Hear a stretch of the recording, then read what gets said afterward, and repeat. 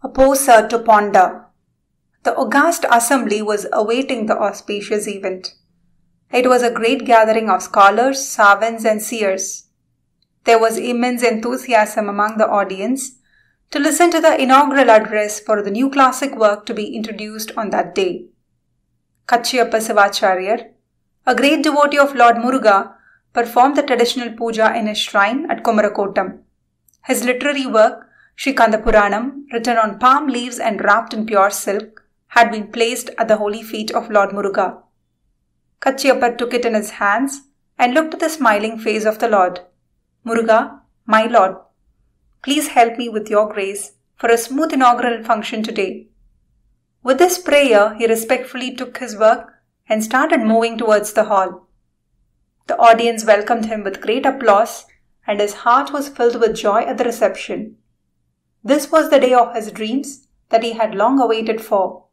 He proceeded to the center stage and addressed the audience. My dear friends, I have written this work with my limited knowledge and capacity. Kindly allow me to present it to you as my humble submission, he said. Please begin, let us hear you. Several voices from the audience greeted him. He sat on the stage and raised his work to his eyes in reverence. He opened his eyes after meditating on Lord Muruga for a short while, offered a few flowers on the literary work on palm leaves, and then started his presentation in a bold voice. He read out the invocatory passage addressing Lord Ganesha, which started like this: Tigada Chakara, Chenmuga Mendulan. Paraphrasing the first line, he said, Lord Shiva, with his 10 glorious hands and 5 divine faces, and went on. A scholar stood up from the audience and interrupted the presentation. Yes, sir. Do you want me to read the passage again? Asked the presenter. I have a doubt here. Please clarify it and then proceed, the intruder said. May I know your doubt, sir? There is no grammatical sanction for the formation of the first word, Tigada Chakaram, in the very first line. Tolkappiyam, the ancient grammatical text, is silent on this point. He is right, joined a few more voices in the crowd. Where is the authority for such a formation of the phrase? Asked the rest in the crowd. I am afraid I am not aware of it. The first line was given to me by Lord Muruga himself, and hence I have just continued and completed the stanza suitably. There was a mild flutter in the audience. Lord Muruga might have helped you with the first line, but how do we approve it as correct? Let your Lord testify before us that he was the author of this line, or you may show us the relevant authority from any grammatical text. Otherwise, we cannot accept its authenticity. A section of the audience agreed with this group and demanded a proper explanation. Kachiyappa had started the presentation with the invocation to Lord Ganesha with great joy. Should there be an objection to the very first word itself? Such a hassle right at the start was unexpected. He stood flabbergasted, as he least anticipated such a turn of events. Tears rolled down his cheeks. How was he going to prove that God himself had taken the initiative for this work? He could not decide on how to overcome the hurdle. He has to ponder and arrive at a solution to the problem. He has to face the challenge and prove the veracity of his statements. So he got up with folded hands and announced that the meeting was postponed to the next day, when he would produce the proof required by the audience. The assurance given was well taken, and the meeting ended abruptly. Kachiyappa stared at the dispersing crowd with tears in his eyes. He gathered himself slowly after the last man left the hall. He took his work with silk wrapper and moved towards Kumarakotam. One could see the big difference between the confident way he walked into the hall and the way he walked out of it now, totally embarrassed. Lord Muruga comes to clarify. Kalatiyappa Sivacharyar, father of Kachiyappa Sivacharyar, belonged to the ancient Saiva Brahmin family. He was a great scholar of all religious texts. As an ardent devotee of Lord Muruga enshrined in Kumarakotam at Kanchipuram, one of the 7 centers assuring salvation to souls, he worshipped Lord Muruga daily with great devotion and traditional rituals. Though endowed with all blessing in life, Kalatiyappa had one grievance. Even after a long married life, he was yet to get a child to carry on the family traditions. He had a firm belief in God's grace and prayed daily to Lord Muruga for the fulfillment of his desire. Kalathiyappa's immense faith and devotion fructified. God granted his prayers, and his wife gave birth to a male child. Kalathiyappa's happiness knew no bounds as he rejoiced in his abundant grace and named the newborn as Kachiyappan. The young Kachiyappan was quite brilliant right from his childhood and grew up with all good qualities as an intelligent, affectionate, and obedient person. He was well versed in both Tamil and Sanskrit and read quite a number of books in both the languages. Kalathiyappa was highly pleased with his son's accomplishments. He wanted his son to take up the services to Lord Muruga at Kumarakotam temple. Accordingly, Kachiyappa took upon himself the routine procedure of worship at Kumarakotam alongside his other duties. Initiated by the ancient traditional order, Kachiyappa mastered the great Saivite works such as Devaram and Thiruvachagam and understood their significant similarities to Vedas and Upanishads. As he grew up intellectually and spiritually, he worshipped Lord Muruga with increasing devotion day after day. One day, Lord appeared in his dreams and directed him to write about his celestial glory as described in the first chapter of Shankara Samhita of Skanda Purana. The Lord initiated him into the job by giving him the first line of invocation, Tigada Chakara Chenmuga Mendulan, which meant Lord with 10 hands and 5 faces. When Kachiyappa woke up from his dreams, he was thrilled and his heart was full of joy.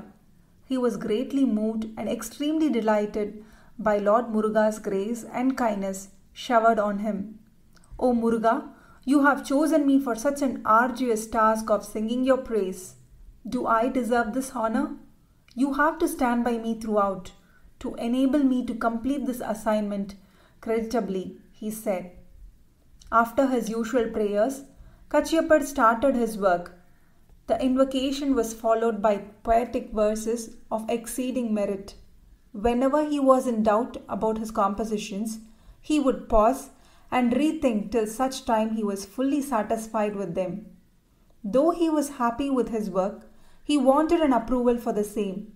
Who could be the right person for it? None else than the Lord himself was capable of it, he thought. As soon as every 100 stanzas were ready, he made it a point to submit them at the Lord's feet at the end of the day. Next day morning, he observed that Lord himself had done some corrections in the manuscript. The way in which Lord Muruga initiated Kachiyappa into the work and approved his verses, after carrying out corrections wherever required, was unique, and hence Kachiyappa rejoiced in his grace every day. With 10,345 verses, the monumental work of Sri Skanda Puranam was completed. Kachiyappa wanted it to be presented to scholars, for which he decided to call an assembly of all worthy stalwarts. He chose an auspicious time for the presentation and sent out invitations. Having known Kachiyappa's scholarship, everyone readily accepted the invitation. Kumarakotam was decorated tastefully and there was a huge crowd awaiting the event. Kachiyappa was eagerly looking forward to the great occasion when the task assigned by the Lord would be completed. But unexpectedly, an objection has been raised in the assembly. If the work is to be accepted, the relevant grammatical point has to be cited in support of the usage made. Otherwise, Lord Muruga himself should appear in person before the devotees and proclaim that he was the author of the line in dispute. To tide over the crisis, the meeting was postponed for a day. Can a miracle take place to resolve the issue? He completed the pujas and stayed in the temple itself. God loved me and hence chose me for this great task. When a problem has cropped up, will he not solve it himself? He thought. O Muruga, how shall I face the people tomorrow? When you have approved my work, can that face a rejection? I have promised to meet the audience with the explanation. Let me not live tomorrow if I am to fail and please accept me at your feet." Soon he fell asleep, and Lord appeared in his dream just as he had done earlier when he ordered him to start the work. Don't grieve, my friend. There is a grammatical work called Veerasouriyam, which is in vogue in Chola country. 18th verse of this work gives the sanction for the fusion of the two words as given by me in the first line. A poet from Chola kingdom will be present in the assembly tomorrow to solve the puzzle. Lord said and disappeared. Kachiyapar woke up from his slumber and thanked Lord profusely. He felt relieved and was very happy. The next day, Kachiyapar did his routine pujas with great joy and at the appointed time went to the assembly. As God himself was to settle the dispute, a hectic crowd of devotees had gathered. There was the same reception to Kachiyapar as in the previous day. He took his seat after greeting the crowd. A slight disturbance was there at the entrance. Someone wanted to meet Kachiyapar and he was duly directed to the stage. The newcomer introduced himself as a poet from Chola kingdom. The scholar who raised the doubt the previous day came forward to get his doubt cleared. "My dear friend, this is Veerasouriyam, a grammar book which is followed in Chola country. You can find an answer to your query in the 18th verse of the chapter on fusion." The scholar read out the verse aloud, and that was the authority for the fusion of words. Tigal plus Dasakaram merged as Tigada Chakaram. The poet from Chola kingdom wanted the person who raised the doubt to read the verse once again so that everyone could hear clearly. "Dear friends, are you all satisfied now?" he asked. "Yes, by all means. Kachiyapar may continue," answered the voices from the crowd. God's help at the right time was a blessing for Kachiyapar. He bowed before the audience with folded hands. There was a sudden glow on the spot. People got perplexed. The poet from Chola kingdom was no longer there. God, who came in disguise, had finished his work and hence had disappeared. The audience were curious. They started searching for the new entrant. Kachiyapar knew that the miracle had taken place. He explained to the audience and declared that Lord Muruga himself came as a poet and clarified their doubt. The crowd was stunned. They did not realize the Lord's presence among them. Kachiyapar's great devotion and strength of his prayers came to light. Everyone bowed at his feet and sought pardon for the mistake of finding fault in his work. The poet, who raised the question, felt greatly ashamed and fell at Kachiyapar's feet. "I did not know your worth. I was so silly to have put a stumbling block for the great divine task and to have hurt you so badly. Unless you forgive me, I cannot come out of my guilty feeling. Please forgive me for my stupidity." Kachiyapar embraced him and said, "My friend, do not feel guilty. Only because of your objection, the Lord appeared before us to bless us all." When God himself has testified in person, how could there be a further hurdle? All the scholars in the audience asked Kachiyapar to proceed with the presentation. Kachiyapar continued his discourse, explaining each and every verse of his work. The wheel sent to earth by Lord Brahma. Among the many holy places on earth, Lord Shiva prefers Kanchipuram, situated on the banks of the river Kampa.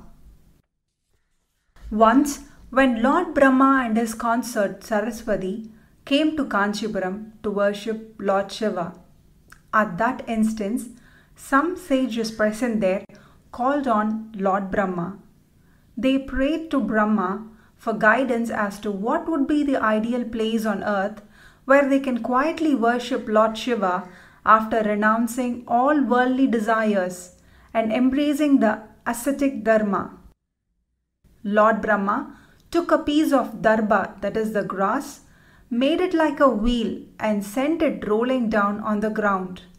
He asked the sages to follow the wheel and stop at the place where it rests. The sages accordingly followed the wheel, which went on and on till it reached the foot of the Himalayas. It was a thick forest full of trees, quite suitable for meditation. Rivulets and streams made the place quite pleasant. The sages called the place Naimisaranyam, as Nemi in Sanskrit meant a wheel. A few hermitages were put up there for the sages to stay and meditate. After some time, the sages planned to conduct a yaga, a religious ritual of worship. To witness the yaga, many illustrious saints visited Naimisaranyam, and sage Sudha was one of the prominent visitors. All the sages were delighted to see him, and they enjoyed his presence. They requested him to narrate the story of Lord Muruga, who fought Surabadman to release the Devas from their imprisonment. Sage Sudha was immensely happy to narrate the story and gave a brief sketch of the same. The sages further requested him for a detailed account of Lord Muruga's glorious birth and various meritorious acts to help his devotees. Sage Sudha conceded and began his narration. The Divine Child on the Lotus. Indra, Devas, sages, Siddhas, and all the rest have a great reverence for the ancient mountain of Himalayas, where Nandideva is guarding the great Mount Kailash, the divine abode of Lord Shiva. There lies a beautiful temple wherein a hall decorated with precious gems is the central attraction, and Lord Shiva, with his consort Parvati, sits there on a golden throne to give audience to the great sages and devotees assembled all around to sing his praise delightfully. On one such occasion, Parvati Devi expressed her desire, which was agitating her mind for some time. My father Daksha has not cared to worship you, for all your mighty accomplishments held in high esteem by one and all. I am ashamed to call myself his daughter. In fact, I want to be born again to be worthy of my status as your wife. Kindly guide me to achieve my goal and get peace of mind. Lord Shiva smiled at her request. My beloved Devi, as your desire will also help to protect and bless your devotees, I shall grant your prayer. The king of Himalayas is meditating on me on the banks of Lake Padma. He wants you as his daughter and desires to give you in marriage to me. I am pleased to grant his wish. You may take birth as his daughter and start meditating on me as soon as you are 5 years old. I shall meet you at the right time and marry you.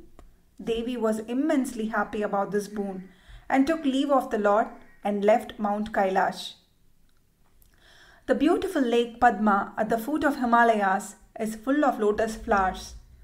The king of Himalayas, Himayan, was meditating on Lord Shiva on the banks of this lake, duly observing the traditional practices of worship.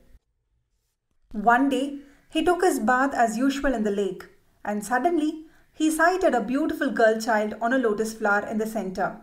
The child smiled at him as if she invited him to take her in his hands. The king did just the same, and his joy knew no bounds. He hugged and kissed her with great love and affection.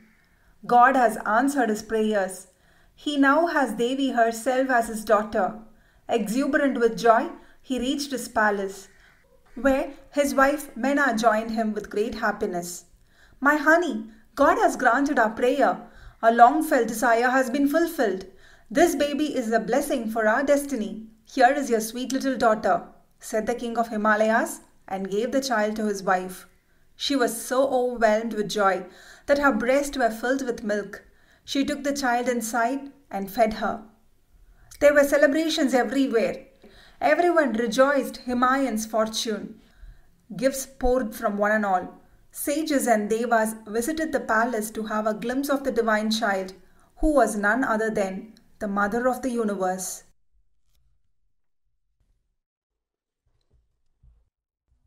The maiden at the hermitage. Parvatam in Sanskrit means mountain, and Parvata Raja was the king of the Himalayas. He named his daughter Parvati. She grew in the palace to the happiness of everyone around, and especially King Parvata Raja and Queen Mena. Her childish pranks delighted one and all. Parvati was 5 years old now. One day, the cute little girl went to see her father, who was overjoyed on seeing her. "My dear father," said Parvati. "Yes, dear, what do you want? Tell me, my child," said the king. "I am desirous to meet the Lord of the universe, whom you pray to every day. I have to meditate on him to win him as my husband. Please allow me to start my prayers." Parvataraja was stunned. Is this possible for a 5-year-old child? Is this not too early to think on these lines? He did not dwell on such thoughts for long. She was a divine gift for him, and from her 3rd year itself, she had learnt quite a lot from her parents. "Did you hear what I said, father?" asked Parvati.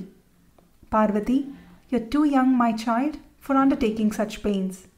At the right time, I shall do the needful to fulfill your desire." Parvati smiled. "Didn't you like what I said?" she questioned her father. "I don't find anything wrong in meditating on Lord Shiva," said Parvati. "I did not say that, Parvati. In fact, I am also eager to give you in marriage to Lord Shiva only," said the king. "Then why do you hesitate now?" she asked. "Parvati, this is the time for you to play and be happy. It is rather early for a hard life of meditation. When you attain the correct age for marriage, I shall make all arrangements. You better go and play now," said Himavan, the king of Himalayas. Parvati got down from his lap, but did not go to play. She was very unhappy, and Himavan understood her disappointment. When he looked at her, he saw tears in her eyes. "Parvati, please listen to what I say. I am very pleased with your desire for meditation, for which one has to go to the forest and live there. You cannot think of having even the minimum facilities there. Wild beasts will be there all around. They may pose a danger to you at any time. That is why I want you to postpone this thought. By the time you grow a little older, you will become fit enough to face such challenges." He pleaded with her. "I am fully aware of all that you have said, father. You have already told me enough about the life of seers and saints in the jungle. I have thought about everything before I decided. Whatever be the problem, it is up to Lord Shiva to take care of me. Why should we then worry?" Parvati replied. What will the king do now? He knew that she was quite firm in her stand. He felt proud of her, and at the same time he was quite concerned about her safety in the forest. He evolved a plan and gave his consent. Parvati was happy and thanked her father. "We will have to see if your mother agrees," said Himavan. "Mother will agree to whatever you say," said Parvati. Queen Mena had already overheard the conversation between the father and the daughter. When Parvati ran towards her, announcing her decision and father's consent, Mena hugged her, but she was sad and speechless. "Are you unhappy, mother?" asked Parvati. "No, child. I am happy at your decision," said the queen. "It is by God's grace that I want to meditate on Lord Shiva, and I am sure He who had made me think on these lines will take care of me adequately." Mena could not speak. She stood there with tears in her eyes. Himavan made necessary arrangements for Parvati's stay at the foot of the Himalayas. On the banks of Lake Padma, he made a hermitage equipped with all facilities. There were no luxuries or ornamentation there. For Parvati's company and help, a few girls were to stay with her so that minimum comforts and safety arrangements were ensured. On an auspicious day, Parvati took leave of her parents and started on her journey to the forest. Himavan accompanied her to the forest and supervised the arrangements before he returned to his kingdom. Parvati took bath in the lotus lake and gave up the royal grandeur in dress and ornaments. Attired as an ascetic, she began to meditate on Lord Shiva with all her heart in full concentration.